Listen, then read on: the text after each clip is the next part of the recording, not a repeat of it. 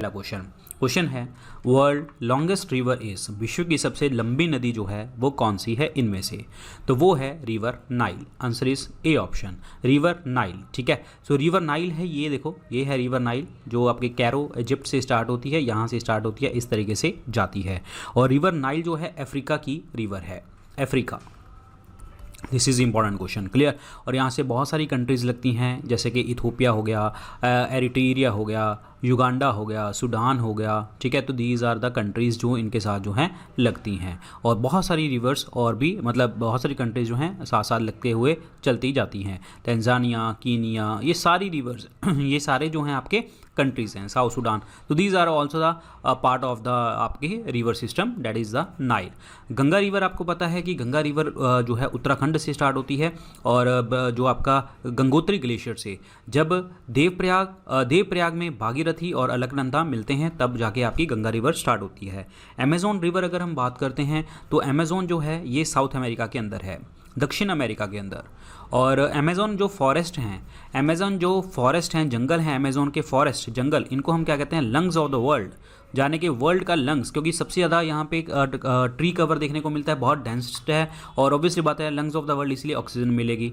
Mississippi Missouri जो है, Mississippi river की अगर मैं बात करूँ तो ये वर्ल्ड की सेकंड लॉन्गेस्ट रिवर है। और प्लस ये नॉर्थ अमेरिका के अंदर है, नॉर्थ अमेरिकन कॉन्टिनेंट के अंदर देखने को आपको मिलती है। और प्लस इसका एक डेल्टा बनता है, डेल्टा बड़ा बहुत ज़्यादा इंपॉर्टेंट है, बर्ड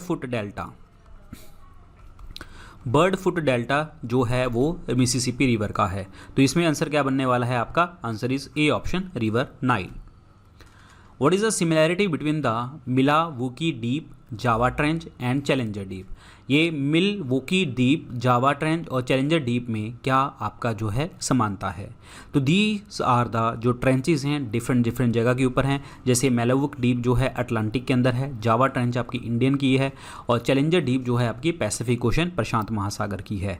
तो यहाँ पे देख लो आंसर क्या बनेगा। So these are the deepest point of the Atlantic, Indian and Pacific Ocean. Atlantic भारतीय तो वर्ड यूज़ कर सकते हैं आप, हिंद कहेंगे वैसे तो, हिंद और प्रशांत महासागरों में क्रमश सबसे गहरे बिंदु हैं। तो आंसर इसमें क्या बनेगा? बी ऑप्शन बनेगा। B option is the correct one. It's not Surgasso, it's Sargasso, ठीक है, इट्स सारगासो।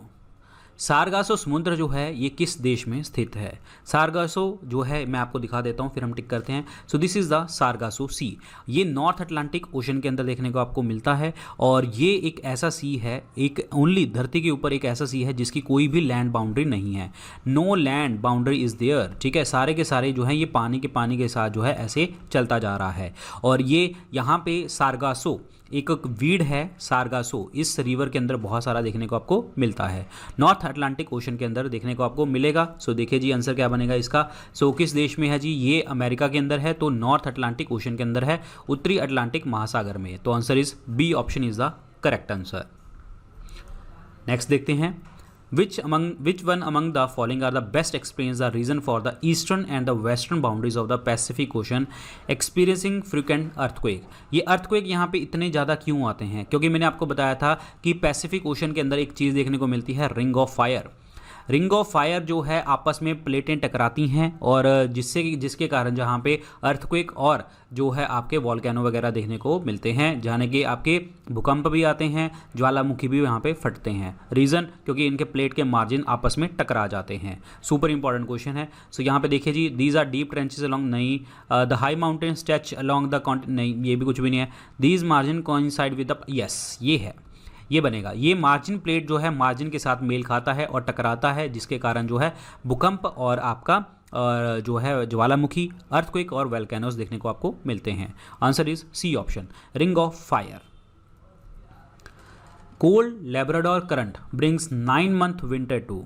ये कोल्ड लैब्राडोर करंट जो है ये आपका मिलता है ईस्टर्न फाउंडलैंड के अंदर। तो यहाँ पे ही ये 9 महीने के लिए जो है ये सर्दी लेके आता है, और ये कोल्ड करंट है नॉर्थ अटलांटिक ओशन में। मैं आपको पिक्चर भी दिखाऊंगा इसकी, नॉर्थ अटलांटिक ओशन के अंदर देखने को आपको मिलता है। ठीक है, तो आंसर इसमें बी ऑप्शन बनेगा, that is in the eastern new फाउंडलैंड। अब देखिए जी कहाँ पे आइए। So this is the Labrador current. ठीक है, ये जो पानी आ रहा है ये लैब्राडोर करंट है। ये देखिए लैब्राडोर करंट है, ठंडा है, और ये जो है ये नॉर्थ अटलांटिक ओशन के अंदर है, ये नॉर्थ अटलांटिक ओशन है आपका, उत्तरी अटलांटिक ओशन। ये स्टार्ट करता है आपका ऊपर आर्कटिक ओशन से स्टार्ट होता है, जैसे ही चलता रहता है तो यहाँ से लेब्राडोर से क्रॉस करता करता ये कहाँ जाएगा, आपके न्यू फाउंडलैंड के पास, ये है न्यू फाउंडलैंड, ठीक है। और उसके बाद जो है ये इधर से चला जाएगा, वहाँ पे चला जाता है आपका eastern coast of Nova Scotia. Nova Scotia भी यहाँ पे पड़ता है न्यू फाउंडलैंड के नीचे, ठीक है। तो ये आपका ठंडा करंट है, सुपर इंपॉर्टेंट क्वेश्चन है, कोल्ड करंट है। तो आंसर इसमें नॉर्थ अटलांटिक ओशन बनना था। नेक्स्ट देखिए जी, इनमें से कौन सी कंट्री जो है मेडिटेरेनियन सी, भूमध्य सागर की सीमा के साथ जो है नहीं मेल खाता। तो देखते हैं पहले ऑप्शन, पहले देख लेते हैं ये। सो ये है मेडिटेरेनियन सी, यहाँ पे है मेडिटेरेनियन सी, ठीक है, ये है। अब इनके साथ देखो क्या है, लीबिया हो गया, टुनीशिया हो गया, अल्जीरिया हो गया, मोरक्को हो गया, ठीक है, और उसके बाद स्पेन और मोनाको और इटली, माल्टा, सिसली, ये सारे कंट्री जो हैं यहाँ पे देखने को मिलती हैं। ग्रीस, साइप्रस, लेबनन, इज़राइल, ये मेडिटेरेनियन सी के जो है अराउंड देखने को आपको मिलती हैं। टर्की इज़ ऑल्सो देयर, ठीक है। तो आप समझ आ गया होगा कि आपको कौन सी कंट्रीज़ हैं। तो यहाँ पे ऑप्शन देखिए जी, ये सारे आपको याद करने पड़ेंगे जो मैंने आपको मैप्स में दिखाए हैं अभी, ये तभी ये ज्योग्राफी एक्चुअली मैप के ऊपर डिपेंड रहती है। तो इसलिए बेटर है यहाँ से नहीं देखना, तो अपनी जो है जो अपना आपकी बुक है, मैप बुक है, उसको खरीदिए मार्केट से और उसमें परचेज़ करके आप इन चीज़ों को देख सकते हो। तो बट क्वेश्चन ज़्यादा से ज़्यादा रिपीटिशन हमने करनी है, तो उसी के ऊपर देखेंगे, ठीक है। तो इनमें से कौन सी कंट्री जो है बॉर्डर नहीं करती। सो माल्टा मैंने आपको बताया था, लीबिया आपको मैंने बताया था, इटली मैंने आपको बताया था, Bulgaria is not link to the Mediterranean Sea. Answer इसमें क्या बनेगा, डी ऑप्शन बनेगा, D option. Ocean surface clockwise path करता है northern part of the Pacific and Atlantic Ocean. देखिए, महासागर की सतह की धाराएं जो प्रशांत और अटलांटिक महासागरों के उत्तरी भागों में दक्षिणावर्त संचार पथ का अनुसरण करती है। कहने का मतलब ये है क्लॉकवाइज ऐसे चलता है, ऐसे क्लॉकवाइज चलती है। ये क्यों चलती हैं ये आपको मैं बता देता हूँ। तो यहाँ पे देखो कहाँ पे है, तो इन्होंने पूछा था आपके पैसिफिक ओशन के अंदर, ये है जी आपका पैसिफिक ओशन यहाँ पे, और ये है आपका अटलांटिक ओशन। तो यहाँ पे जो है ये धाराएं जो हैं ऐसे क्यों चलती हैं, ये ऐसे क्यों चलती है, ये क्वेश्चन पूछ रहा है। कोई भी चीज़ होगी जो इसको मूव करती है, हमेशा ये 45 डिग्री के एंगल के ऊपर मूव करती हैं, हमेशा 45 डिग्री के एंगल के ऊपर मूव करती हैं। और ये जब भी मूव करती हैं, सर्कुलेट करती हैं due to the Coriolis force. This is very very important, ठीक है। सो कोरियोलिस फोर्स के कारण जो है ये एंगल करती है 45 डिग्री का, और ये घूमती रहती हैं। और नदर्न हेमिस्फीयर के अंदर अगर मैं बात करता हूँ, उत्तरी गोलार्ध की अगर मैं बात करता हूँ, तो ये हमेशा राइट साइड के ऊपर मूव करती हैं क्लॉकवाइज, राइट साइड के ऊपर मूव करती हैं क्लॉकवाइज। ये आपको ध्यान रखना है, ठीक है। This is super important question, very very important. तो इसमें देखो जी आंसर क्या बनेगा, आंसर इसमें कोरियोलिस फोर्स बनेगा, कोरियोलिस फोर्स। तो हमेशा ये 45 डिग्री का एंगल अपनाएंगी और ये मूव कर जाएंगी राइट हैंड साइड के ऊपर एंड जो है नदर्न हेमिस्फीयर में, ठीक है। ये आपको ध्यान रखना है। तो आंसर इसमें बी ऑप्शन बनेगा, B option. The boundary between the India and China is called, simple सा क्वेश्चन है ये। Boundary between India and China, उसको आप क्या कहते हो, उसको आप क्या कहते हो, मैकमोहन लाइन। आंसर इसमें क्या बनेगा, ए ऑप्शन बनेगा। रेड क्लिफ लाइन जो है आपका इंडिया पाकिस्तान के बीच में होती है, और यहाँ पे डुरन लाइन है, पहले इंडिया और अफगानिस्तान के बीच में थी, अब ये पाकिस्तान और अफगानिस्तान के बीच में है, ठीक है। ये भी आपको ध्यान रखना है। आंसर इसमें ए ऑप्शन बनेगा, मैकमोहन लाइन।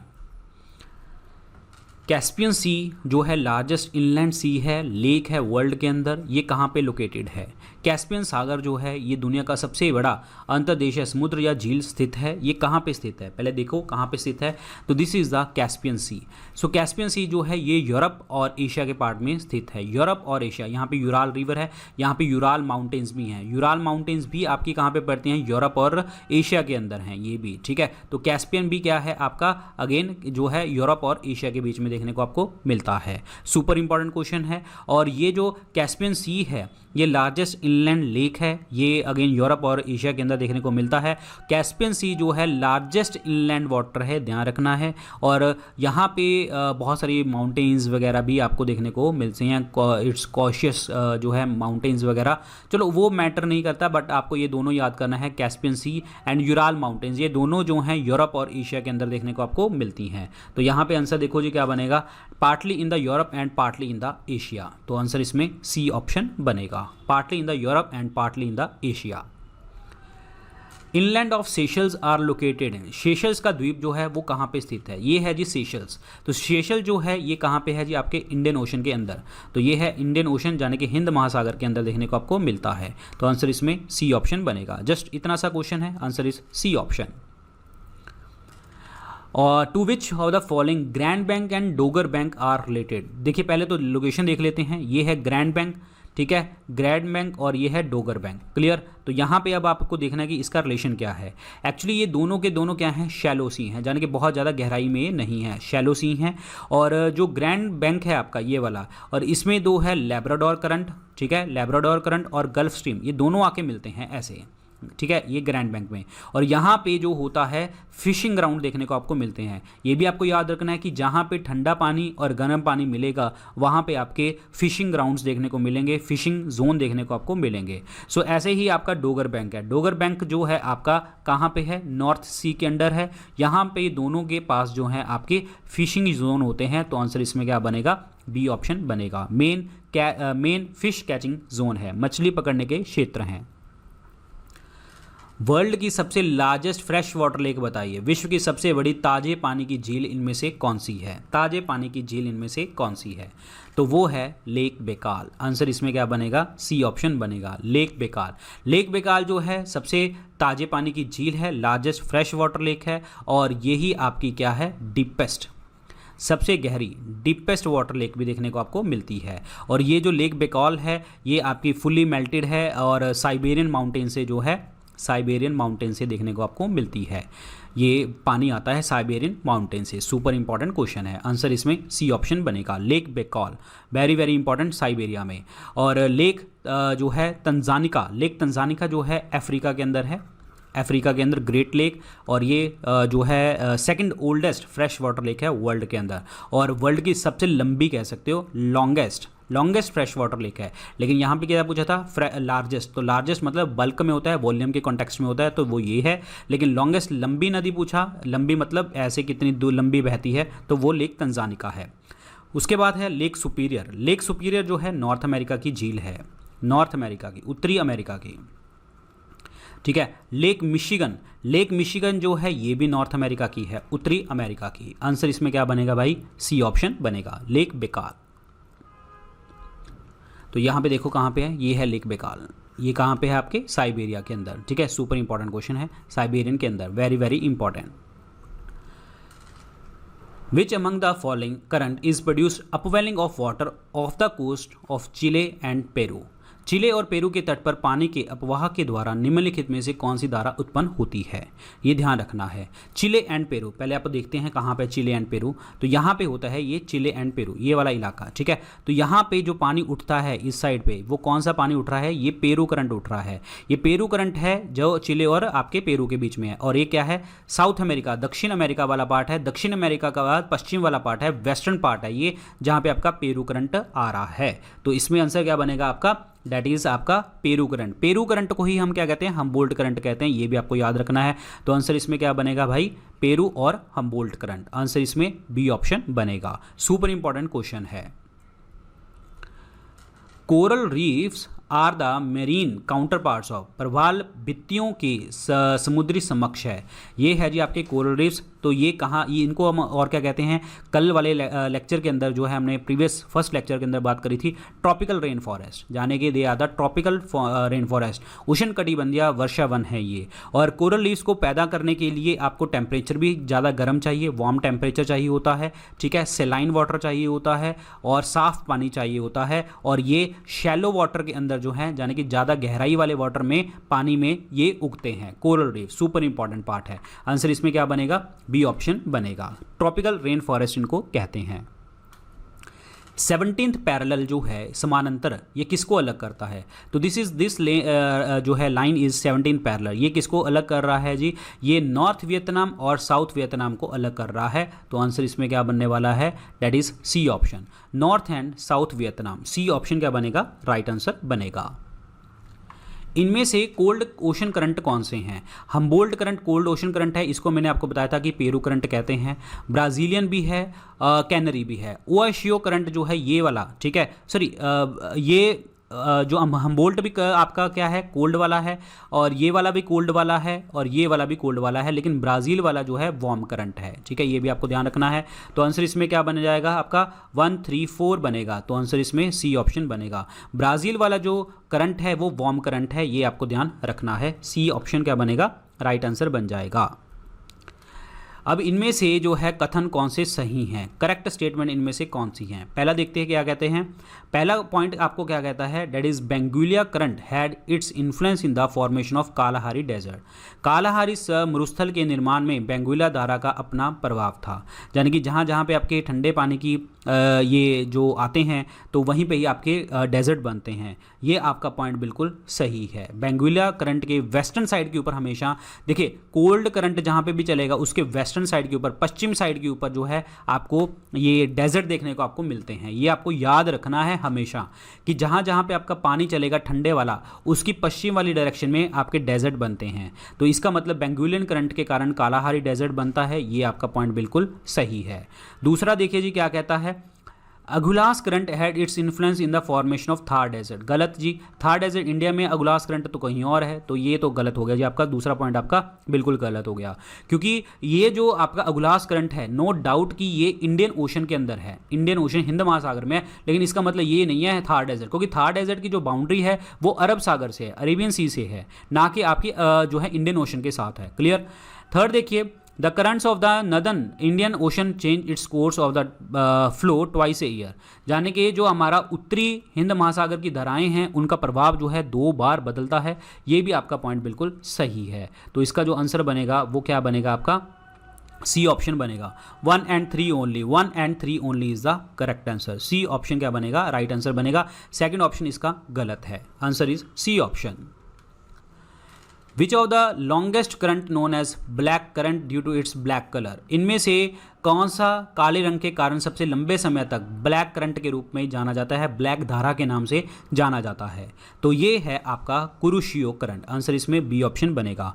कुरुशियो करंट जो है आपका ब्लैक करंट, डार्क, इसके अंदर डार्क कोबाल्ट ब्लू वाटर देखने को आपको मिलता है। ठीक है, जिसके कारण जो है ये बहुत ज़्यादा स्ट्रॉन्गेस्ट ओशन है आपका पैसिफिक ओशन के अंदर, प्रशांत महासागर के अंदर जो है ये बहुत ज़्यादा स्ट्रॉन्गेस्ट करंट है। और यहाँ पे एयर सी हीट एक्सचेंज देखने को आपको मिलता है, और इसका इन्फ्लुएंस जो पड़ता है वो नॉर्थ अमेरिका के क्लाइमेट के ऊपर पड़ता है। तो आंसर इसमें क्या बनने वाला है आपका, answer is B option, black current that is Kuroshio current. B option क्या बनेगा, राइट आंसर बनेगा। तो देखिए जी, कुरुशियो करंट कहाँ पे है, ये है black currant. This is super important, Pacific ocean के अंदर। नो डाउट कि ये जो है आपके क्लाइमेट के ऊपर फर्क डालता है नॉर्थ अमेरिका के। तो this is very very important. Which of the following ocean current is not found in the Atlantic ocean. इनमें से कौन सा करंट अटलांटिक ओशन में नहीं मिलता। गल्फ स्ट्रीम मिलता है, ब्राज़ीलियन करंट मिलता है, ये वार्म है, ये भी वार्म है। कैनरी करंट कोल्ड है, ये भी मिलता है। पेरू करंट कोल्ड है लेकिन ये नहीं मिलता। पेरू करंट जिसे आप हम्बोल्ट करंट के नाम से आप जानते हैं, मैंने अभी आपको बताया था, हम्बोल्ट करंट के नाम से जानते हैं, और ये आपकी वेस्टर्न डायरेक्शन में पड़ता है, यहाँ पे साउथ अमेरिका की कोस्ट के ऊपर, जो आपका चिले एंड पेरू के ऊपर पड़ रहा है। और ये कोल्ड वाला करंट है, ये आपका पैसिफिक ओशन में मिलता है, क्योंकि यहाँ पे क्या है, पैसिफिक ओशन है, प्रशांत महासागर है, लेकिन इसके इधर यानी कि ईस्टर्न साइड के ऊपर साउथ अमेरिका के, तो यहाँ पे आपका पड़ता है जो अटलांटिक ओशन। तो यहाँ पे क्या बन गया आपका आंसर, सी ऑप्शन बन गया। सी ऑप्शन, हम्बोल्ट करंट भी इसको कहते हैं, सी ऑप्शन। टाइडल रेंज का मतलब क्या होता है, चलो दिखा देता हूं पहले आपको पिक्चर। सो टाइडल रेंज का मतलब क्या होता है, the difference between the high tide and the low tide. High tide और लो टाइड के बीच में जितना डिफरेंस है उसे हम क्या कहते हैं, टाइडल रेंज कहते हैं। Very very important. तो देख लो क्या बनेगा आपका, the difference between the high and low tide. Answer is D option, the difference between the high and low tide is called आपका टाइडल रेंज, इसको कहा जाता है। Answer is D option.